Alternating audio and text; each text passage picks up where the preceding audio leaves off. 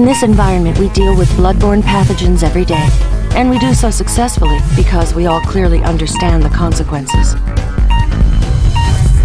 Everyone, no matter what your occupation, could encounter bloodborne pathogens.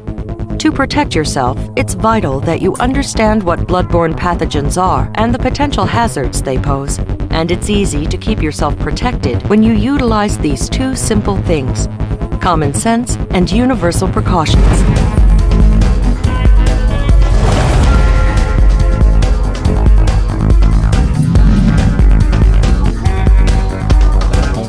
In this video, we will cover what bloodborne pathogens are, diseases that could be transmitted, potential exposure routes, how to protect yourself, and what to do if exposure does occur.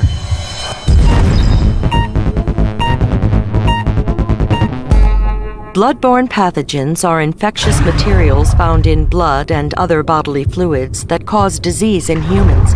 These materials can be transmitted through contact with contaminated blood, semen, and vaginal secretions. Bloodborne pathogens may also be present in other body fluids like urine, feces, nasal secretions, breast milk, vomit, tears, perspiration, and saliva. It's important to note here that if there is no visible trace of blood in these body fluids, the risk of disease transmission is extremely small. People at a higher risk of being exposed to bloodborne pathogens include healthcare workers, dental workers, laboratory technicians, law enforcement personnel, firefighters, housekeeping personnel, medical waste treatment employees, anyone providing first aid or emergency care to injured personnel, persons with more than one sexual partner, and injection drug users.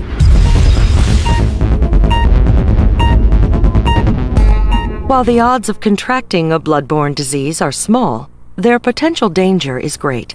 There are many diseases that can be transmitted by bloodborne pathogens, including HIV, hepatitis B, hepatitis C, and other pathogens such as those that cause malaria and syphilis. Although HIV is the best known, hepatitis B and hepatitis C are the most common bloodborne pathogen diseases transmitted in the United States, with hepatitis B being much more common than hepatitis C at this time. Let's take a quick look at these three transmittable diseases, starting with HIV. As you're probably aware, HIV, or the human immunodeficiency virus, causes AIDS. The virus attacks your immune system and leaves you vulnerable to other types of diseases like cancer and pneumonia. Many people live with HIV without showing any symptoms, and the only way to know if a person is infected is a blood test. The same is true of hepatitis. Both hepatitis B and hepatitis C are contagious liver diseases that cause an inflammation of the liver. Early symptoms are a lot like a mild flu, including fatigue, nausea, abdominal pain, and vomiting. Extreme fatigue is a very common symptom of hepatitis C. Both hepatitis B and hepatitis C can be either acute or chronic. Acute hepatitis B and hepatitis C are short-term illnesses that occur within the first 6 months after someone is exposed to the hepatitis B virus or the hepatitis C virus, respectively.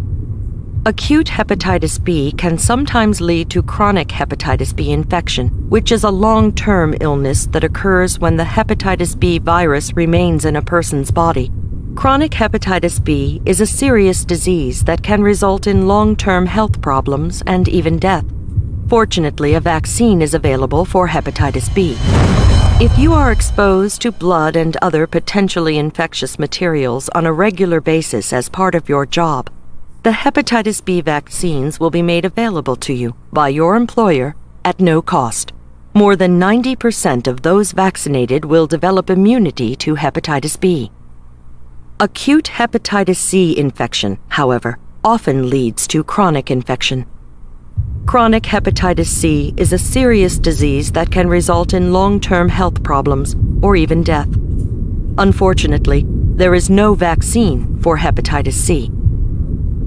Although HIV, hepatitis B, and hepatitis C are the three most commonly transmitted diseases, they are not the only bloodborne pathogens that can be transmitted. That's why it's important to protect yourself from exposure to blood and other potentially infectious materials.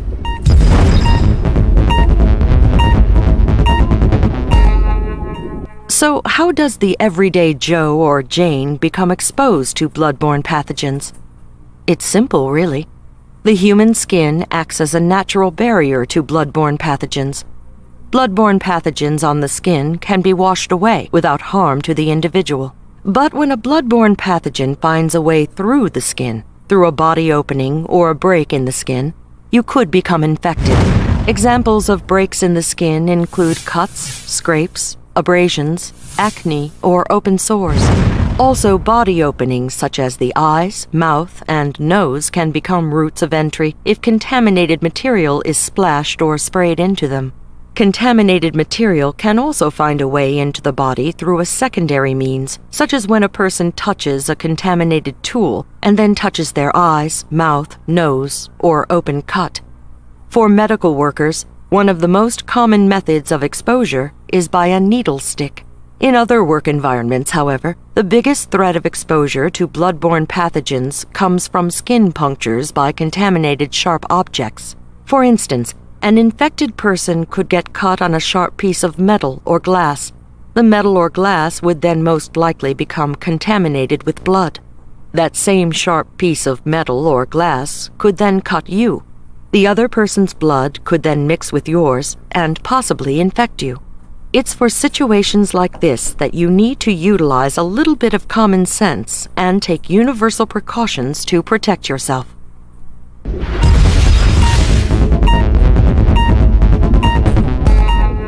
As the saying goes, it's better to be safe than sorry. That's why if you're routinely exposed to blood or other potentially infectious materials in your workplace, a written exposure control plan will be made available to you. The plan is designed to eliminate or cut down the risk of exposure for employees, like healthcare workers. It's reviewed and updated at least once a year and whenever necessary to include new or modified procedures which concern job exposure. If you have questions and a plan is required in your area, talk to your supervisor. The big question to ask right now is, how do you know if someone is infected with a blood-borne pathogen? And the common sense answer is, you don't. So what should you do? How do you protect yourself? Take universal precautions, meaning treat all blood and other body fluids as if they are infectious, because you just don't know. And because you don't know who is infected and who isn't, it's vital to use personal protective equipment, work practice controls, and engineering controls to reduce exposure risks for all employees. Personal protective equipment, or PPE, acts as a barrier between you and infectious substances.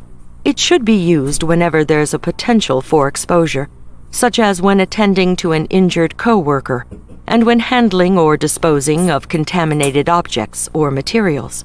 First aid or emergency response teams wear gloves and use CPR pocket masks or resuscitation bags to ensure that blood or other potentially infectious material does not make contact with their skin. You should do the same. Always wear gloves when there is any potential for hand contact with blood or body fluids. Before putting gloves on, check for holes, tears, or punctures. Do not reuse disposable gloves. Utility gloves may be decontaminated and used again. If they're cracked, peeling, torn, or punctured, however, do not reuse them. In more extreme medical fields, goggles, masks, glasses with solid side shields, and chin-length face shields used in conjunction with safety glasses or goggles protect the eyes, nose, and mouth from potentially infectious materials. Utilize work practice controls. Clean the affected area, any contaminated tools, and any other items that may have been contaminated with a solution of 10 parts water to 1 part common household bleach to effectively decontaminate the area. Remember to wear gloves and safety glasses to avoid direct contact with material that might be infected. If you're dealing with broken glass, use a broom and a dustpan or a pair of tongs to pick up the glass. Do not use your hands. Bring the trash container to the broken glass instead of carrying the glass across the room. If there is any possibility that the glass could be contaminated with blood or infectious material, dispose of it in an appropriate puncture-resistant and leak-proof sharps container marked with a biohazard label.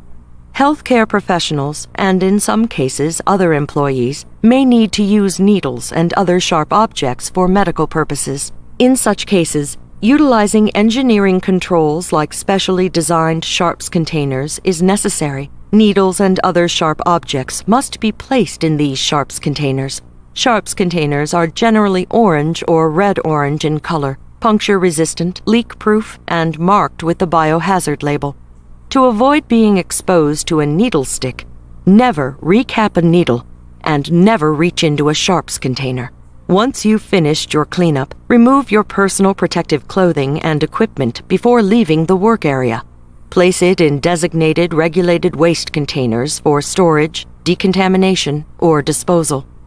Remember to keep all regulated waste containers, any refrigerators or freezers that may contain blood or other potentially infectious materials, and any other containers used to store, transport, or ship blood or possibly infected materials, marked properly with red or orange-red biohazard labels. Contaminated laundry should be handled as little as possible with a minimum of disturbance. It should also be bagged or containerized at the location where it was used and properly labeled with the universal biohazard label. Red bags or containers may also be used. The last item you should remove is your gloves. Be sure to avoid touching the outside of your gloves with your bare skin to prevent contamination. Dispose of the gloves in the proper place. Once you've removed your gloves, wash your hands thoroughly with soap and water. Since your skin is a barrier to blood-borne pathogens, you'll want to keep it clean. Washing your hands frequently is an important way to prevent exposure. By utilizing universal precautions, personal protective equipment, workplace controls, and engineering controls, you greatly reduce your risk of exposure to blood-borne pathogens.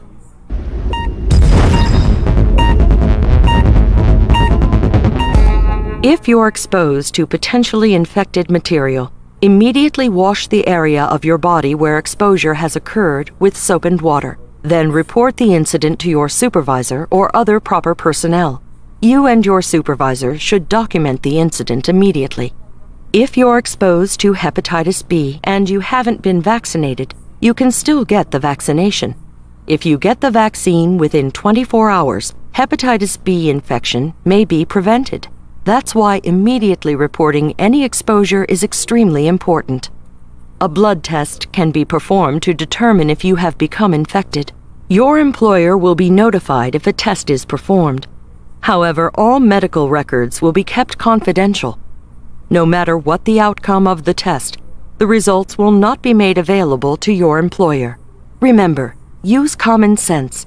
If you're exposed to blood or other potentially infectious materials, wash the exposed area immediately, report the incident, and get tested and/or vaccinated.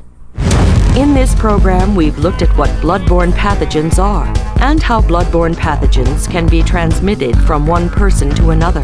We've learned how to prevent exposure in the workplace and what to do if exposure does occur. Diseases caused by blood-borne pathogens can be very serious, and you don't know who could be infected. By utilizing both common sense and universal precautions, the chances of being infected in the workplace will remain minimal.